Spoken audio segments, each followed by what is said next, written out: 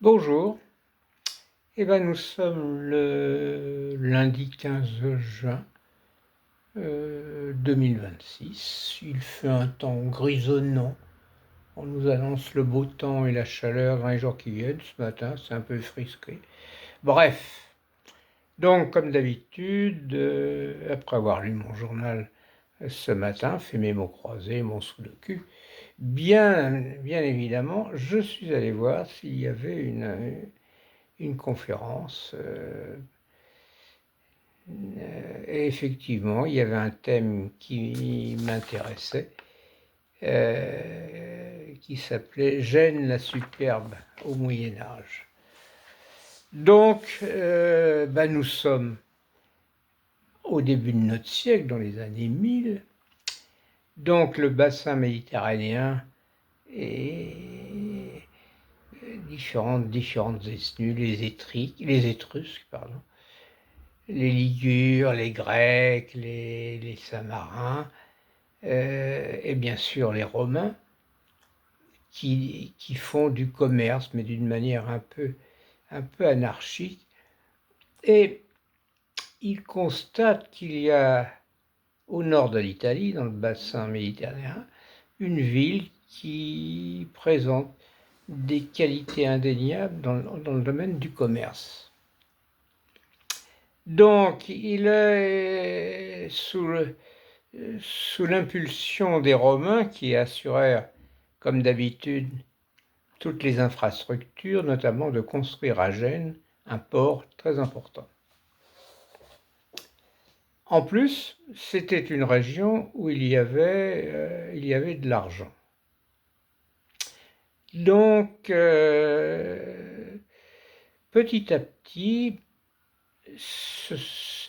il y avait cet état d'esprit du commerce, et on ne sait pas très bien qui a eu l'idée, mais il décide de s'implanter dans toute l'Europe, de faire ce qu'on appelait des comptoirs. Qu'est-ce qu'un comptoir ? Un comptoir, c'est un lieu fixe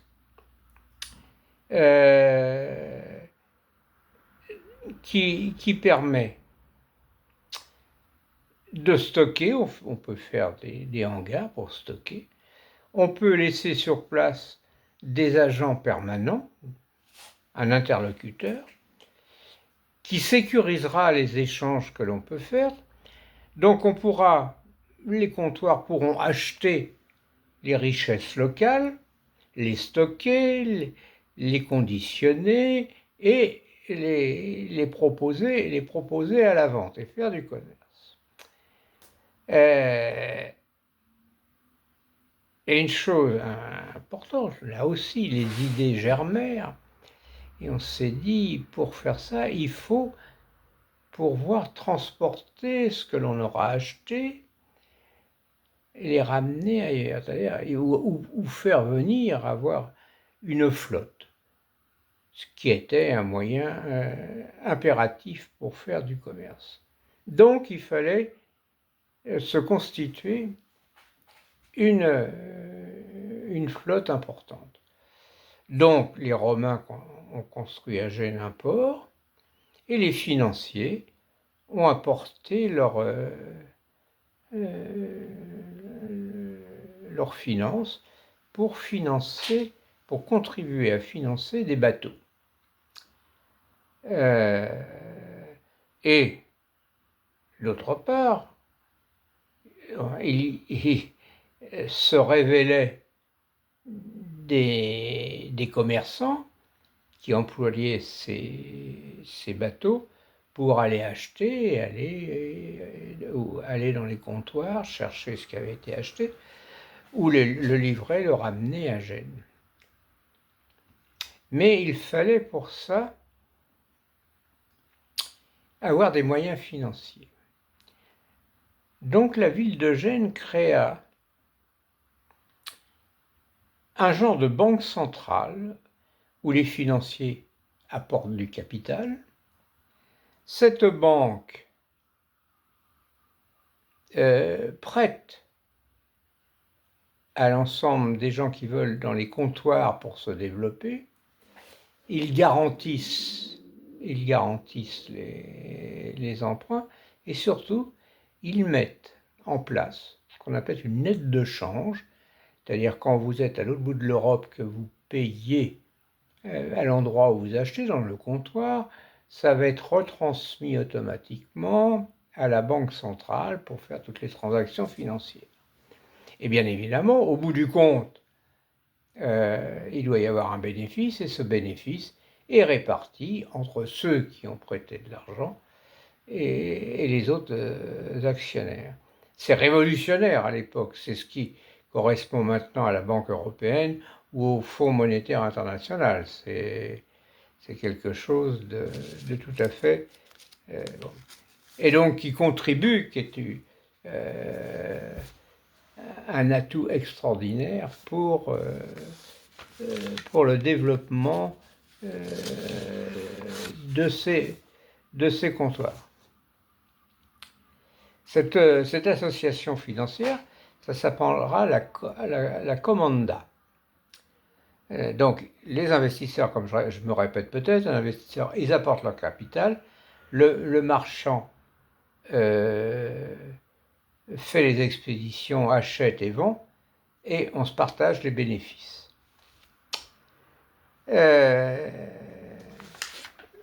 Donc, ce qui révolutionne complètement le monde du commerce. Bien. Il est quand même intéressant, et je vous mettrai à la suite l'implantation de ces fameux comptoirs de Gênes. Donc nous sommes dans le bassin méditerranéen. Donc ils trouvent des commerçants qui s'implantent. Et d'abord on va à l'est, vers la France. On s'installe à Marseille, bien évidemment. On ouvre un comptoir. De là, les bateaux iront à Montpellier, ils font le tour. Ils vont à Barcelone, à Valence, ils passent le cap au sud de l'Espagne, à Malaga, et puis on va remonter vers le nord, ils s'arrêtent, ils se font une petite escale à Lisbonne, ils vont à Porto, c'est quand même fabuleux. De là, on appuie un peu à gauche et on va à Nantes et à La Rochelle, et puis après on remonte à Londres, et puis une fois qu'on est à Londres, et pof, qu'est-ce qu'il y a comme port à côté? On va à Bruges. Et là, on décharge les bateaux. Et puis on va mettre ça, on va transporter ça avec des convois, des chevaux. Alors on va à Paris, on va à Lyon, et on retourne à Marseille, on va à Gênes. Voilà, on a fait le tour. Et puis on fait une petite intercale par Genève, par Milan, et on vient à Gênes. Bon, là on a été à l'ouest. Mais au passage, quand on a passé le cap entre l'Atlantique et la Méditerranée, on va peut-être aller sur l'Afrique du Nord. Donc, on monte un comptoir à cet endroit, à Oran, à Alger, à Bougie, à Beaune, à Tunis, et on a fait le tour, on se retrouve à passer, à reprendre, d'aller vers le sud, et là on va vers la Grèce. Et alors là, idée de génie, là, on remonte et on va dans la mer Noire, où personne à l'époque n'était présent commercialement, mais où aboutissaient les caravanes qui arrivaient de l'Asie avec les épices, ainsi de suite. Donc, si vous voulez, là, on va refaire le tour et on va voir ce que les fameux comptoirs, qui étaient pourvus en finance par Gênes, par la Banque centrale, et ce qu'il trouvait à approvisionner sur place. Donc en France, alors les bateaux là, la France, qu'est-ce qu'ils trouvaient dans le sud de la France? Ils étaient dans le sud, Montpellier et Marseille. Il y avait le sel qui était fabriqué en France à l'époque. Bien évidemment, il y avait du vin. Ils remontaient à Lyon, de Lyon, ils ils achetaient et revendaient et stockaient des textiles, notamment de la soie, des soieries. Et puis dans le nord de la France, ils ramenaient de l'acier, du fer. Alors le bateau descendait, il allait en Espagne, où là, il y avait il trouvait également du vin. Et puis il passait au Portugal. Au Portugal, ils approvisionnaient, j'étais surpris d'entendre ça, du poisson séché, des cuirs. Le Portugal avait toute une industrie de cuir. Et également, les Portugais mettaient à disposition des comptoirs de Gênes, ils mettaient à disposition leur flotte pour aller rechercher en Amérique du Sud avec des produits qui pouvaient être vendus. De là, ils remontaient, ils s'arrêtaient à nouveau à Nantes et La Rochelle, où là, bien évidemment, ils emmenaient du vin.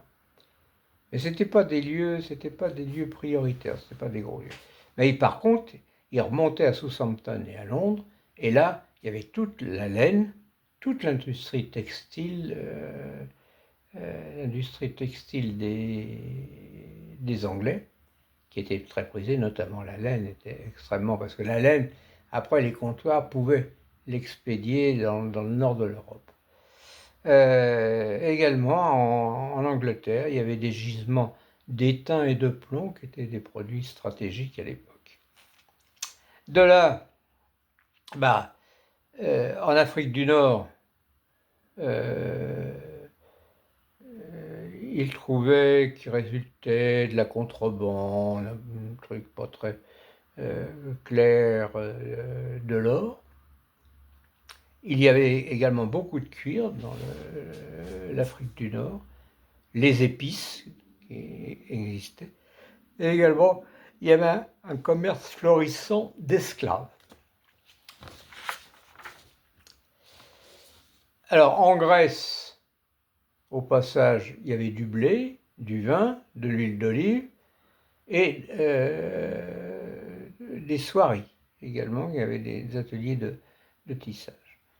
Mais alors le grand coup de bluff, parce que personne n'était présent à l'époque pour faire du commerce, ça a été la mer Noire, qui produisait par tous les pays d'Europe centrale des grandes quantités de blé qui étaient importées, qui étaient négociées par les comptoirs, notamment un nom que je ne connais pas d'ailleurs, Tana et Copa, je ne connais pas ces noms-là.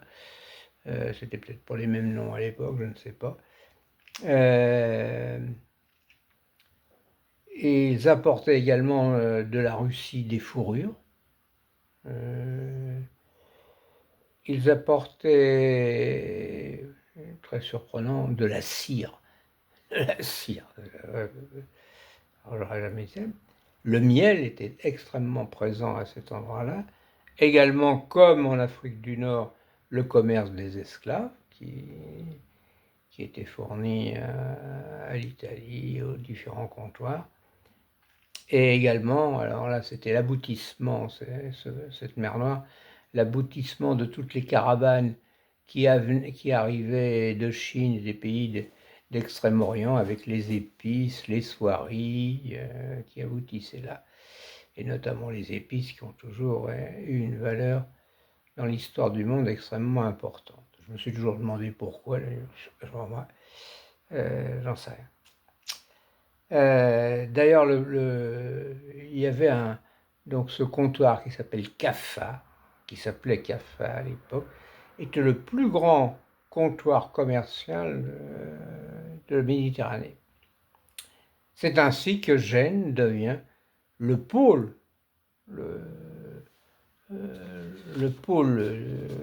commercial financier de l'Europe. Et qui a